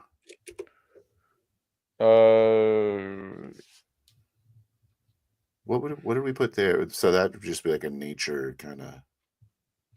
Because I remember we were talking about it. I think we talked about being like stranded in the ocean or something like that. When With we were survival? putting survival in, I was like, something Yeah. like being stranded in the ocean, or like you're in the mountains and you're screwed. Yeah. Yeah, maybe it's not a setting. Maybe it's more like a tone. What if you do like a 1920s noir survival or How Roman about you Empire survival? change? How about you make 8 survival and 19 you make it the wild or nature? Yeah, that would work. Oh yeah, I like that. Yeah. Wilderness. Yeah, I guess that would be the word, right? Yeah, Yep. that's good. That would Is that how work. it's spelled? Yep. Yeah. All right. There you go. Then we have the we list are. for next time. Thank God. We're we all don't- ready for next time. Well, so we're still rolling a 3, but at least it's on a different die. That's what's important. Yeah. That's right. Max is gonna have his horror 40s Hong Kong equivalent. I don't know. Horror Roman Empire. That's your next game, Max. Get ready. Horror Fuck Roman Empire. That's right. No, which one? Aura Dreamscape. That'd be awesome. That'd be easy. Wait, Sure, how would come be we a have how nightmare. come we have Ancient and Roman Empire? I don't know. should have- Get rid of Roman Empire, I think. Yeah, Ancient is kind of like Roman Empire can go in the Ancient. I feel like bucket. Ancient is like Stone Age. Mm-hmm. But we did Oh. a Stone Age one. So let's get ring of well, Ancient Stone Age I would think of prehistoric. Okay. Ancient I think like a Greek or Roman Empire. So I think we Okay. should take Just out take Roman Empire. out. But I'm also okay with having like more vague theme, right? That live like Thanksgiving. We joked a lot about it, but I don't think it was a bad should we theme because it's crowdsource a vague setting? enough. The crowdsource setting. People Yeah, in do chat you want to wanna- use Squirrel Hermit's Gonzo setting idea? What does that mean? Is that I mean, maybe it's vague enough, and you can just like I don't think know, roll do it. 2. We could do a roll 2 a setting. we can do a roll. Oh, that's a good idea though. Yeah, I like that. That's idea. like the Gonzo choice. Right? It's a roll 2. All right, I'm gonna move aquatic there Yep. because roll 2 should be roll 2. Yep. Now let's look at the worst possible combination. Roll 2 and mix. This 1920s noir and 40s Hong Kong. It's like, so are we in the 30s? That's No, right. it's not that. But Western's Or kind like of a a feel. Post-apocalyptic. Yeah. That one could Yeah. be any of them. Ancient zombie and- slice of life. That'd be actually badass. That's a badass slice of life game. Yes. Zombie That- slice of life is the ideal slice of life. game. Yes. Yeah. Or Yeah. post-apocalyptic. Everything like, oh, the world is fucking shit now. Like, you just like one What's day in the a life, day in right? the life, yeah. Yeah. All right. Are we happy Maybe with that we now? should change slice of life Yeah. to day in the life, just to kind of take away Yeah. the casual nature of it. Or do we want Is that to take is that a genre? Is that a tone though? let's not let's really. let's keep slice of Let's life. keep No? slice of life. Yeah. Let's I keep agree. slice of life. I like the bit of goofiness. Mundane. The Yeah. dailiness with that of now? living. Yep. I feel better about our list. Yeah. It's All good. right. The list is I always evolving. thought 6 genre was genre/tones was too little. Right. I'm glad All there's right. 8 now. Well, my video is still gonna highlight 6, but people are Well, they people gotta can keep watch up. those. Keep up. And yeah, they have to keep up, and also like they're encouraged to make their own list. Yeah. So And if you part of the game. haven't checked out that video, Mr. Max is challenging all the YouTubers. It's think of it like the ice bucket challenge. So I'm gonna pick 3 people, and if they don't do it, then their family dies and they're gay. So these are the 3 people. Speaking of which, Max Liao, Bear the Gen X GM, and Basic Expert. There you go. By the way, this video just went live right now on my channel at midnight. Yeah. It was scheduled to go right, and we're gonna play it in the outro here, I guess. Yeah. Is that what we're doing now? Are we wrapping it up? You can. I didn't change. I do have an outro video set up, but I think you can change it, or I can change it. Yeah, but I don't know how to. I'm just gonna remove mine, and then you. No, can I can. Wait, no, I can. I think if I go on my brand and I'm the one in the stream. Oh, okay, yeah, go for it. We'll see. Let's try it. If the video doesn't play, it'll work. Yeah, one video is gonna play. We'll see what it is. Also, we're not playing Horizon tomorrow, right? Yeah, sorry about that, guys. I've got a scheduling conflict. It's okay because I have like 1,000 things to do. So yeah, it works out for but me. we'll pick it up a week from tomorrow, so we'll do that. Yeah, and yeah, I guess that's it. I have nothing. I got nothing. I'm broadcasting on Rumble and X successfully. It's pretty exciting. Awesome. It's a new world out there, guys. So check that out. And thanks for watching. God bless. And that's all I got. Take care. Yeah. And try to do your own no prep challenge. Get together and play. That's my message now. Take care, guys. Play, outro, and then stream. You've seen our session of the Ultimate No Prep Challenge. Now it's your turn to take a crack at it. Just get your group together. No big planning required. No long-term commitment required. They're just one shot. If it's not great, it doesn't matter. You're still gonna have a good time. You're still gonna learn a lot. So here's how it goes. Step 1. You roll for the GM. Everybody involved need to be on the list. No pussying out. Step 2. Roll for a setting. Make a list of 20 settings of different vagueness. Here's our current one. Use that one if you want. Make your own. I don't care. Step 3. Roll for tone. This is for both GM and players. The tone should be present in the session. Doesn't have to be the only tone. Doesn't have to be wall to wall. But we should be able to tell, to see it. Then you stream the whole thing, or you can record. No editing allowed if you record. Record from the time, like the video should contain the rolling, and save a few minutes at the end to discuss the experience. What you like, what you didn't like, what you learned, what you do differently. Then upload the video on YouTube, tag me into it so I can watch it. There you go. The Ultimate No Prep Challenge. Get together and play.